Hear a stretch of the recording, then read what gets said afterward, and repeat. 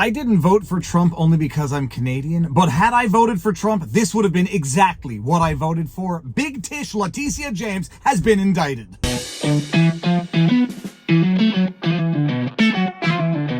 Viva Fry, former Montreal litigator turned current Florida rumbler in my home office, and I could hear the joke many of you saying, Viva, you don't need to be American in order to vote. Heck, dead people are voting for Democrats. I get the joke, I make the joke, but I'm not American. I didn't vote in the last election or the one before it or in any American election. But had I voted for Donald Trump, I would be saying right now, this is what I voted for. Big Tish Letitia James has finally actually been indicted, and it's not a revenge indictment. It's not an unjustified indictment. It is a dead to rights indictment and something she deserves more than anybody else on earth.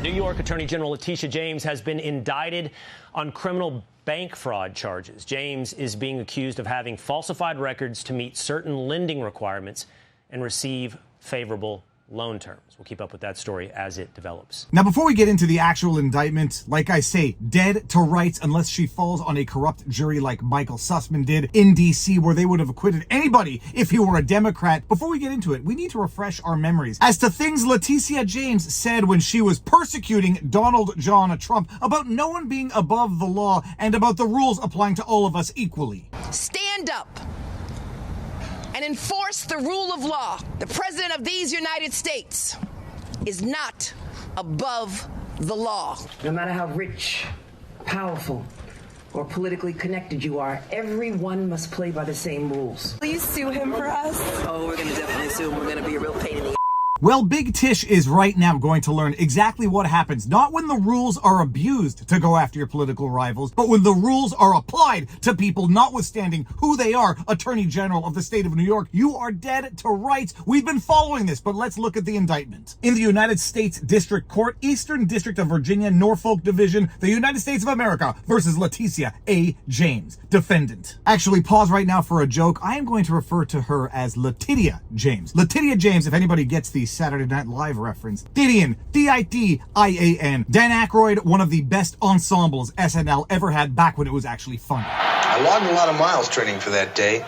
and I downed a lot of donuts. Little chocolate donuts. They taste good, and they've got the sugar I need to get me going in the morning. That's why little chocolate donuts have been on my training table since I was a kid.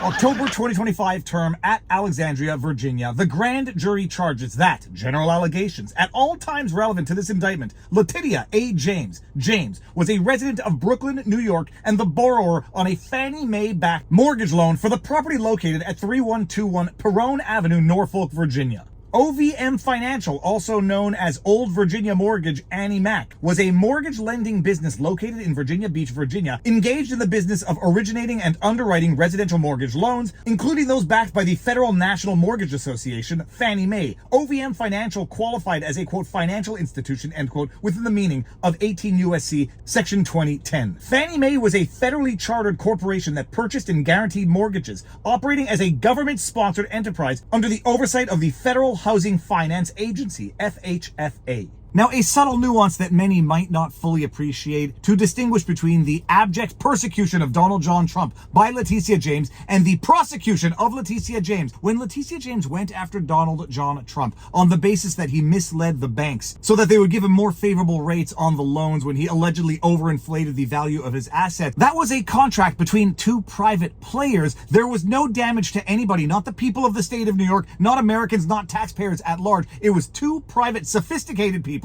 engaging in business, and there was simply no one prejudiced by it, to the extent that even the banks said, we would have been very happy to give them the same loans. We would do it again. We don't want you prosecuting Trump for this. The difference being with Fannie Mae, that is a federally backed institution, so when they give preferential loans based on fraudulent misrepresentations, that is an actual prejudice of the taxpaying citizens and the people of America. So no, these situations are not even totally equivalent in that the banks lending to Trump, those are two private players. This is fraud against the people because Letitia James lied, and Fannie Mae gave her a preferential loan based on that lie to the detriment of the American people. Then we get to the material allegation. Paragraph 5. On or about August 17, 2020, James, as sole borrower, purchased the 3-bedroom, 1-bathroom property located at 3121 Perone Avenue, Norfolk, Virginia, 23509, the Perone property, for approximately $137,000, financed with a mortgage loan of approximately $109,600, loan number whatever, backed by Fannie Mae. The loan was originated by OVM Financial under a signed second home rider, which required James, as the sole borrower, to occupy and use the property as her secondary residence and prohibited its use as a time-sharing or other shared ownership arrangement or agreement that requires her either to rent the property or give any other person any control over the occupancy or use of the property. Paragraph 7. Despite these representations, the Perone property was not occupied or used by James as a secondary residence and was instead used as a rental investment property, renting the property to a family of 3. Paragraph 8. This misrepresentation allowed James to obtain favorable loan terms not available for investment properties, including a note rate of 3%, avoiding a 0.815% higher comparable investment property rate of 3.815%, resulting in approximately $17,837 in rate savings over the life of the loan, a seller credit of approximately $3,288, exceeding the seller credit for investment properties by approximately $1,096,